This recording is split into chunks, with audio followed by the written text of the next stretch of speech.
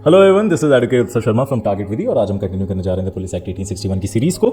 हमने almost starting के सारे सेक्शंस कर लिए हैं, इंटरप्रिटेशन क्लॉज कर लिया है, कॉन्स्टिट्यूशन कर लिया है, 2A में सिविल एविएशन पर्सनल की डेफिनेशन पढ़ लिया है, सुपरिटेंडेंस पढ़ लिया, इंस्पेक्टर जनरल पढ़ लिया, हमने ये भी कवर कर लिया, ये रिपील हो चुका है। 7 कंप्लीट करा हमने लास्ट वीडियो में, 7, 28 एंड 29 को। एंड उसके बाद 8A certificates to the police officer जो कॉन्स्टिट्यूट होते हैं सेक्शन 2 में। उसके बाद 8A पढ़ा हमने, सिविल एविएशन पर्सनल की सर्टिफिकेट्स। उसके बाद 9 सिंपल ये कहता है 2 महीने की लीव, अगर आप मतलब 2 महीने की लीव देनी नोटिस देना पड़ेगा आपको अगर आप अपनी ड्यूटी से रिजाइन या विड्रॉ करते हो तो। और उसके बाद 10 में भी सेम चीज़ है कि पुलिस ऑफिसर जो हैं वो किसी और अदर एम्प्लॉयमेंट में इंगेज नहीं होंगे। 11 आपका रिपील हो चुका है। 12 आपका मैंने पढ़ा लिया ऑलमोस्ट कि पावर ऑफ इंस्पेक्टर जनरल क्या होती है। उसके बाद हम आज शुरू करने जा रहे हैं सेक्शन 13 से, जो कहता है additional police force employed at the cost of individuals it shall be lawful for the inspector general. पहले एक चीज आपको क्लियर कर देता हूं, जो सेक्शन 13 है इसका एक सेट है, सेक्शन 13, 14, 15 ये बात करता है एडिशनल पुलिस फोर्स के बारे में। ठीक है, एडिशनल पुलिस फोर्स यानी कि APF के बारे में बात करता है। ठीक है, उसके बाद हम पढ़ते हैं इसको 15A। ठीक है, सॉरी 15 तभी बता दिया मैंने, 15A जो बात करता है कंपनसेशन की। उसके बाद बात करता है 16 यानी कि recovery of money plus disposal. ठीक है, ये बात करता है 16। तो हम पूरा सेट बना के पढ़ते हैं। सेट है आपका 13, 14, 15, ठीक है, 15A एंड 16। ये हम सारे सेक्शन साथ में पढ़ते हैं। तो स्टार्ट करते हैं विद सेक्शन 13 जो कहता है additional police force employed at the cost of individual it shall be lawful for the inspector general of police और एनी डेप्यूटी इंस्पेक्टर जनरल और ये वगैरह वगैरह the general direction of the magistrate of the district on the application of any person showing the necessity to depute any additional number of police force to keep the peace at any place within the general police district and for such time as shall he deem proper, such force shall he exclusively under the orders of the district superintendent and shall be the charge of person making the application। ठीक है, इसको प्यार से समझते हैं। एक GPD है ना, जनरल पुलिस डिस्ट्रिक्ट है, ये GPD है या फिर कह सकते हो एक स्टेट है ना। यहाँ पे ये छोटा सा एरिया है, वहाँ पे एक पर्सन अग्रीव्ड है, वो कहता है कि यहाँ पे जो पुलिस फोर्स है वो सफिशिएंट नहीं है to maintain what maintain peace and law and order. ठीक है, लॉ एंड ऑर्डर के लिए मेंटेन करने के लिए सफिशिएंट नहीं है। तो ये बंदा जो है एक लेटर लिखेगा। ठीक है, लेटर किसे लिखेगा? कंसर्न्ड अथॉरिटी को एक लेटर लिखेगा कि भाई साहब यहाँ पे जो है सर, यहाँ पे पुलिस फोर्स की बहुत ज़्यादा रिक्वायरमेंट है और यहाँ की जो पुलिस फोर्स है वो कम है, they are not capable of keeping the peace और यहाँ पे कुछ भी हो सकता है, तो प्रॉब्लम हो सकती है, प्लीज़ आप एक एडिशनल पुलिस फोर्स भेजें यहाँ पे। ठीक है, ये लेटर किसको लिखता है? ये कंसर्न्ड ऑफिसर्स को। कंसर्न्ड ऑफिसर्स कौन से होंगे? कंसर्न्ड ऑफिसर्स होंगे आपके सबसे पहले DG कम IG, उसके बाद आपका IG, DIG और उसके बाद आपका होगा assistant IG and SP। Okay, फिर होता है provide that it shall be lawful for the person whose application such deposition shall have been made giving 1 person notice. ठीक है, अब ये देखो, अब जब इनके पास एप्लीकेशन गई, ठीक है, फॉर एग्जांपल DG के पास एप्लीकेशन गई, तो वो चेक करेंगे कि भाई साहब जो एडिशनल पुलिस फोर्स की जो इन्होंने मांग करी है, एडिशनल पुलिस फोर्स की जो मांग करी है, क्या वो सही में वैलिड है या नहीं है। अगर वो वैलिड होती है तो क्या होगा, वो एडिशनल पुलिस फोर्स को वो भेज देंगे। लेकिन आपको याद करने वाली चीज एक ये है कि जो एडिशनल पुलिस फोर्स होगी वो एक्सक्लूसिवली किसके अंडर काम करेगी? Under the order of SP। ठीक है, वो काम करेगी SP के अंडर। ठीक है, और जो एडिशनल पुलिस फोर्स का चार्ज होगा एडिशनल पुलिस फोर्स का, वो किसके ऊपर होगा? To the person making the application.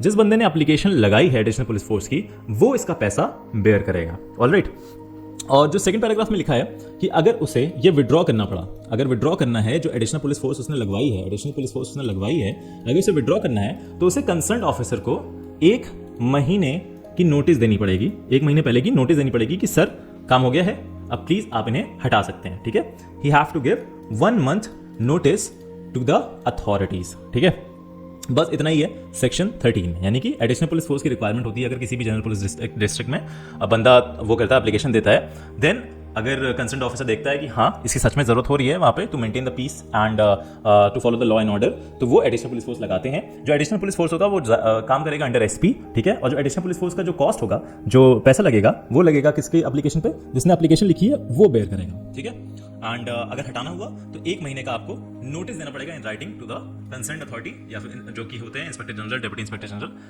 बाकी लोग। ठीक है, अब स्टार्ट करते हैं विद सेक्शन 14। सेक्शन 14 कहता है appointment of additional police force in the neighbourhood of railway other works. ठीक है, इन्होंने नेबरहुड की 5 कैटेगरीज बना दी हैं, railway, canal, other public work, manufacturing और कमर्शियल कंसर्न्स को।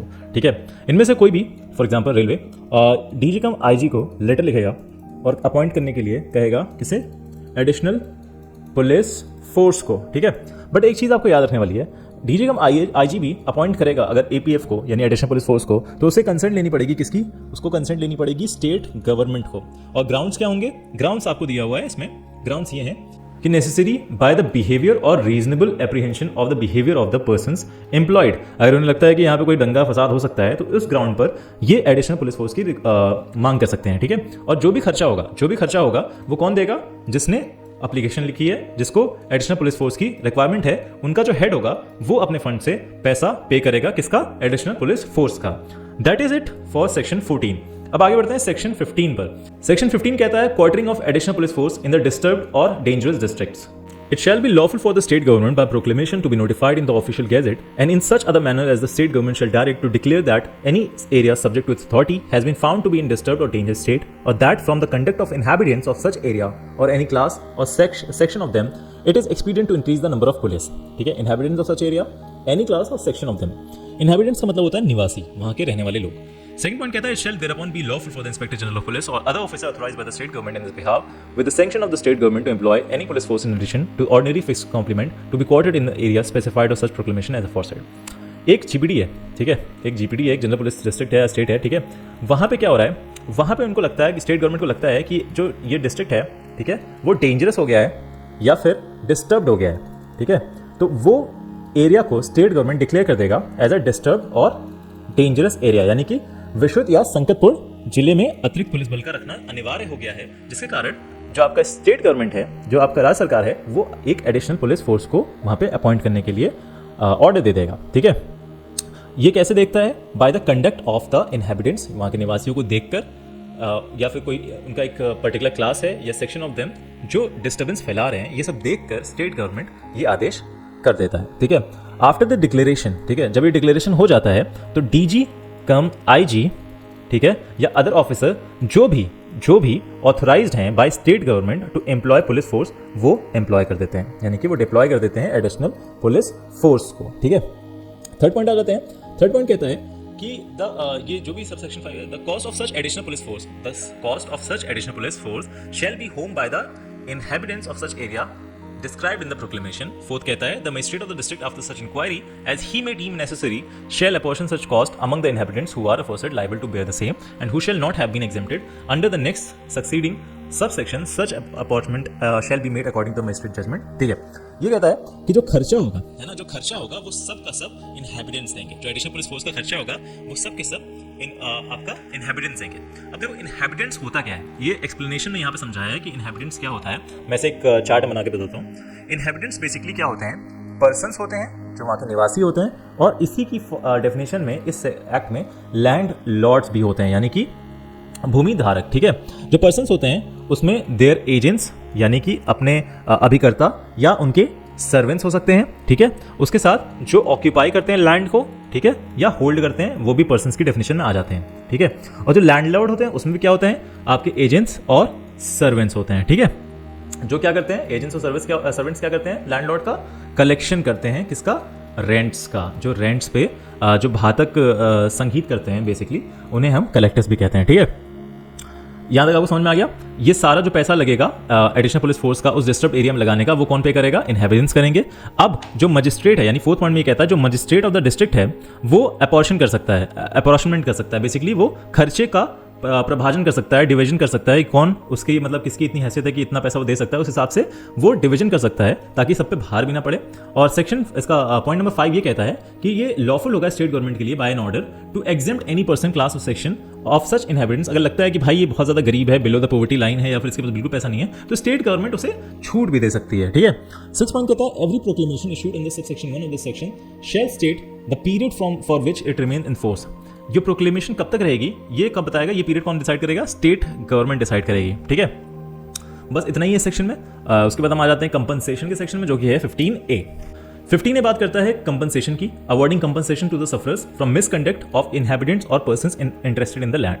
अब समझो, जो ये डिस्टर्ब एरिया था उसमें एक आदमी है, ठीक है, वो अग्रीव्ड है, उसके साथ प्रॉब्लम क्या हो गई है, किसकी वजह से हुई है, पहले तो प्रॉब्लम हुई उनकी किसकी वजह से, जो मिसकंडक्ट करा है इनहेबिटेंट्स ने उसके साथ, ठीक है, एक क्लास ने या पर्टिकुलर सेक्शन ने, उसके साथ कोई क्षति पहुंचाई है उसको, ठीक है, जिसकी वजह से उसकी मृत्यु हो गई है, ठीक है, या ग्रीवियस हर्ट हुआ है, या लॉस हुआ है, या फिर उसकी प्रॉपर्टी पे डैमेज हुआ, यानी कि मृत्यु हुई है, घोर उपाहति हुई है, हानि हुई है, संपत्ति को हानि हुई है। तो इस केस में जो सफरर है यानी कि जो पर्सन है वो एप्लीकेशन लिखेगा for compensation under the section, कब से? 3 महीने, 3 month from the date of injury.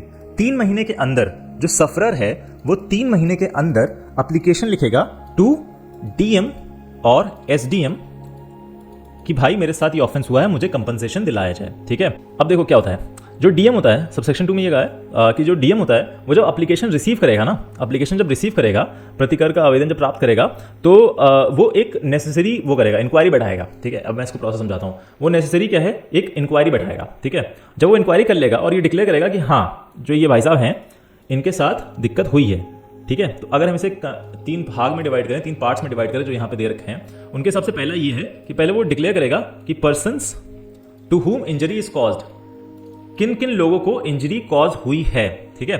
दूसरा वो फिक्स करेगा अमाउंट को, fix the amount of compensation, ठीक है, and manner, compensation and manner in which it will be disturb among them. तीसरा पॉइंट है कि proportion, proportion in which the same in which compensation paid by the inhabitants, inhabitants द्वारा कैसे compensation दिया जाएगा, ठीक है। ये सब ये क्या करेगा?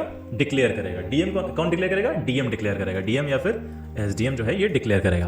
प्रोवाइजो ये कहता है कि मजिस्ट्रेट, ठीक है, जो ये डिक्लेरेशन या असेसमेंट तभी देगा जब जो इंजरी हुई है वो बलवा या अनलॉफुल असेंबली या फिर जो भी राइट वगैरह हुआ था उसमें ये अग्रीव्ड पर्सन शामिल ना हो। अगर ये अग्रीव्ड पर्सन शामिल होगा उसमें तो भाई इसको कंपनसेशन नहीं मिलेगा। ऑलराइट, यहां तक सब कुछ क्लियर है, ठीक है। It shall be lawful for the state government by order to exempt any person class sanction such inhabitant from liability to pay any portion of state government कुछ ऐसे पोर्शन को exempt भी कर सकता है to pay the compensation, ठीक है। चौथा पॉइंट कहता है एवरी डिक्लेरेशन और असेसमेंट मेड और order pass by the magistrate of the district under subsection 2 shall be subject to revision by the commissioner of the division और the state government but save as afford shall be final, ठीक है। Revision हो सकता है जो भी declaration या assessment magistrate द्वारा की गई है, लेकिन जो भी डिसीजन होगा वो फाइनल होगा, ठीक है। उसके ऊपर आप वो नहीं कर सकते, ठीक है। और अगर डिक्लेरेशन असेसमेंट को रिवाइज भी किया जाएगा या उनके ऑर्डर को रिवाइज भी किया जाएगा तो उसमें क्या होगा? कौन करेगा? Bye the commission of the district या फिर बाय द स्टेट गवर्नमेंट, बस 2 लोग करेंगे, या तो by the commission of the division और द स्टेट गवर्नमेंट, ठीक है। पांचवा कहता है no civil suit shall be maintainable in respect to any injury for which compensation has been awarded under this section. जो भी चीज होगी, जो भी डिक्लेरेशन करेगा डीएम वो फाइनल होगा, ठीक है। और उसके खिलाफ आप कोई सिविल सूट नहीं कर सकते कि भाई साहब सिविल सूट मतलब कि आप एक तो आपको इन्होंने ये कह दिया कि इतना ही आपको पैसा मिलेगा या तो आपको इतना ही कंपनसेशन मिलेगा, उसके बाद आप जाके दोबारा कोर्ट में नहीं जा सकते कि भाई साहब सुनिए हमको कंपनसेशन बहुत कम दिया है, हमको ज्यादा देना चाहिए था, ये वो, उसके लिए आप एक नया वो नहीं कर सकते। अगर जो इंजरी के लिए आपको कंपनसेशन अवार्ड कर दी गई है बस वो उतनी ही रहेगी, ठीक है।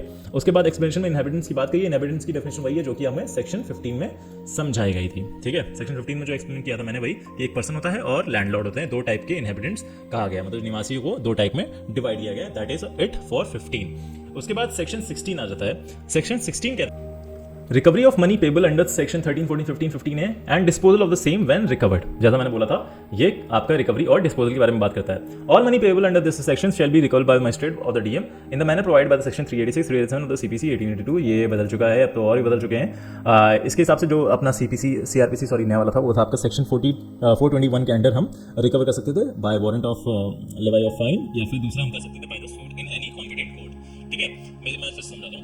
16 कहता है कि जो इतना कंपनसेशन जो भी money payable under 13, 14, 15, 15A shall be recoverable by DM in a manner, ठीक है। पहला मैनर ये था कि आप सीआरपीसी के सेक्शन 421 यानी कि 421 क्या कहता है?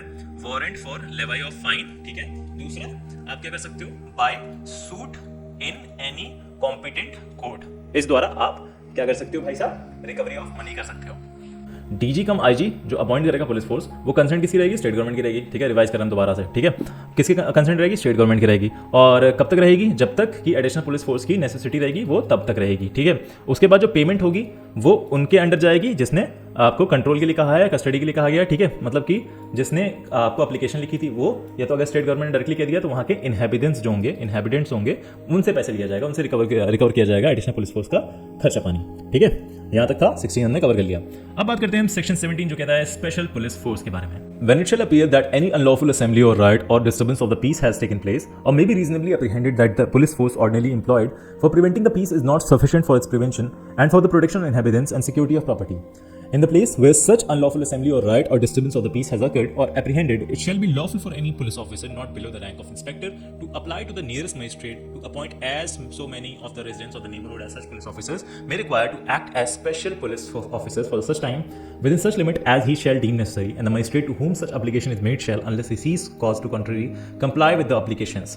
ठीक है, समझो एक प्लेस है, ठीक है, ये प्लेस है, ठीक है, इसे प्लेस समझ लो। यहाँ पे क्या हो रहा है, अनलॉफुल असेंबली हो रही है, अनलॉफुल असेंबली हो रही है, यहाँ पे राइट हो रही है, या तो यहाँ पे क्या हो रहा है, डिस्टर्बेंस ऑफ पीस है। हम ये मान लेते हैं डिस्टर्बेंस ऑफ पीस, हम ये मान लेते हैं कि इन तीनों में से कोई चीज हो रही है या होने की आशंका है, ठीक है, या तो हो रही है या तो आशंका है। तो कोई भी जो पुलिस ऑफिसर होगा not below the rank of inspector, ठीक है। अब इनका कहना ये है, जो रैंक ऑफ इंस्पेक्टर है, मतलब जो पुलिस ऑफिसर, उनका कहना ये है कि जो यहाँ की पुलिस ऑफिसर है, जो ऑर्डिनरी पुलिस ऑफिसर यहाँ पे तैनात है, वो प्रिजर्वेशन ऑफ पीस नहीं कर पा रही है, वो प्रोटेक्शन ऑफ प्रॉपर्टी नहीं कर पाएगी या नहीं कर पा रही है, या तो प्रोटेक्शन ऑफ इनहेबिटेंट्स, ठीक है, इनहेबिटेंट्स जो वहाँ के निवासी हैं उनकी प्रोटेक्शन या नहीं कर पा रही है या फिर नहीं कर पाएगी, ठीक है। इन दैट सिनेरियो वो police officer not below the rank of inspector apply करेगा, यानी कि एक एप्लीकेशन देगा किसको, नियरेस्ट मजिस्ट्रेट को, to appoint what, the residents of neighbourhood as special police officers, ठीक है। जो पुलिस ऑफिसर होगा not below the rank of inspector, वो एप्लीकेशन लिखेगा नियरेस्ट मजिस्ट्रेट को कि भाई साहब सर बहुत ज़्यादा ज़रूरी है, यहाँ पे दंगा फसाद होने वाला है या तो हो रहा है, और जो ऑर्डिनरी पुलिस ऑफिसर्स हैं वो ये केपेबल नहीं है या काम नहीं कर पा रहे हैं, नॉट सफिशिएंट हैं to what, for the protection of the inhabitants, to the protection of the property या प्रिजर्वेशन ऑफ द पीस। तो क्या करिए, जब तक एडिशनल पुलिस फोर्स नहीं आ रही, एडिशनल पुलिस फोर्स नहीं है हमारे पास, तो हम जो रेजिडेंट्स हैं नेबरहुड को, उनको एक स्पेशल पुलिस ऑफिसर बना देते हैं फॉर सच टाइम, जब तक ये सब शांत नहीं हो जाता है। एंड मजिस्ट्रेट जो होगा, जिसको एप्लीकेशन दी गई है, वो इन सब चीज़ों को कंप्लाई करेगा ही करेगा, अनलेस एंड अनटिल वो देखता है कि इसकी जरूरत नहीं है, ठीक है। That is it for section 17। अब हम आ जाते हैं सेक्शन 18 पे। सेक्शन 18 कहता है every special police officer so appointed shall have the same power, privileges, protection and shall be liable to perform the same duties and shall be amendment to the same penalties and be subordinate to rule same authorities as the ordinary police officers, ठीक है। अब इसे समझ लेते हैं। इसको समझने के लिए आप समझो ये कि एक जो स्पेशल पुलिस ऑफिसर्स बनाए गए हैं, ठीक है, वो सेम होंगे किस किस कद में, पावर्स में भी सेम होंगे, किसके, as ordinary police officers, police force कह देता हूँ, ठीक है। जितने ऑर्डिनरी पुलिस फोर्स होंगी या ऑफिसर्स होंगे, उनकी पावर, और जो स्पेशल पुलिस ऑफिसर्स बने उनकी पावर सेम होगी। उनकी प्रिविलेजेस, जो प्रिविलेजेस उनके हैं वो भी इनके ही होंगे, ठीक है। जो प्रोटेक्शन करने की, जो प्रोटेक्शन इनको मिलती है वही उनको भी मिलेगी, ठीक है। मतलब जो स्पेशल पुलिस ऑफिसर हैं उनको सेम पावर मिलेगी एज जो ऑर्डिनरी पुलिस ऑफिसर्स होते हैं, सेम प्रिविलेज मिलेगी, सेम प्रोटेक्शन मिलेगी, और जो ड्यूटीज होंगी वो भी सेम होंगी, ठीक है। जो पेनल्टीज होंगी वो भी सेम होंगी, और जो सबऑर्डिनेशन होंगे वो भी सेम होंगे। अगर कोई भी डीजी है तो उसके नीचे आईजी है, उसके नीचे आपका डिप्टी है, ठीक है, तो वही सेम इनको भी फॉलो करना पड़ेगा, ठीक है। ये सबको मानेंगे एज अ सीनियर, ठीक है। ये जैसे ऑर्डिनरी पुलिस फोर्स होते हैं वही सेम आपके स्पेशल पुलिस फोर्स होंगे, यही सेम चीज इसमें कही है, ठीक है। फिर आ जाते हैं सेक्शन 19 पे। सेक्शन 19 कहता है refusal to serve as special police officer. If any person being appointed as special police officer shall without sufficient excuse neglect और to refuse to serve as such और to obey such lawful orders और direction as may be given to him for the performance of the duties, he shall be liable upon conviction before a magistrate to a fine not exceeding 50 rupees for such neglect, refusal और disobedience. तो ये कह रहा है भाई साहब कि अगर कोई भी स्पेशल पुलिस ऑफिसर अपॉइंट हुआ है अंडर सेक्शन 17, ठीक है, और वो अपना काम नहीं कर रहा है, वो रिफ्यूज कर रहा है to serve as a special public as a special police officer, ठीक है, वो ओबे नहीं कर रहा है लॉ एंड ऑर्डर को और जो डायरेक्शंस उसे फॉलो नहीं कर रहा है, तो उस बंदे को क्या होगा, on conviction by conviction before a magistrate, conviction before a magistrate, ठीक है, और वो कन्विक्ट होता है तो उसे फाइन लगाया जाएगा, ठीक है, फॉर एवरी, यहाँ पे एवरी का वर्ड हुआ है, यानी फॉर एवरी नेग्लेक्शन, रिफ्यूजल और डिसओबीडियंस, ठीक है। जितनी और डिसओबीडियंस करेगा, नेग्लेक्ट करेगा, रिफ्यूज करेगा कुछ भी ऑर्डर या आपको ड्यूटीज या लॉफुल ऑर्डर मानने से या डायरेक्शन मानने से, तो उसे 50 रुपए का फाइन लगाया जाएगा। That is it for section 19। And कल से हम स्टार्ट करेंगे सेक्शन 20 से, ठीक है। आज के लिए बस यहीं रखते हैं, थोड़ी लंबी क्लास हो गई है। And in next video we will start with section 20। Thanks for watching the video, और कमेंट करना अपने जो भी डाउट्स हैं या जो भी चीज़ें आपको पूछनी है, और मिलते हैं in the next video. Thanks for watching the video and subscribe the channel and see you soon, bye.